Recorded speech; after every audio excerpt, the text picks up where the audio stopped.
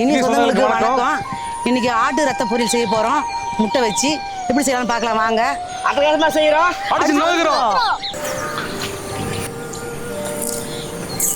இப்போ தேவையான பொருளை பார்ப்போம். பச்சை மிளகா, இஞ்சி, மிளகு, மஞ்சத்தூள், கருவேப்பிலை, கொத்தமல்லி. இப்போ தேவையான மிளகா போட்டு இடிச்சுக்கலாம்.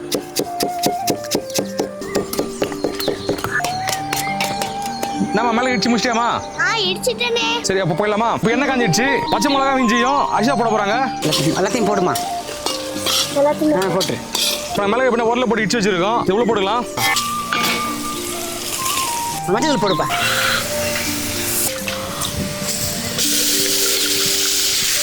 வெட்டி வச்ச முட்டையை நம்ம போட்டுக்கலாம். கருவேப்பிலை, கொத்தமல்லி போட்டுக்கலாம்.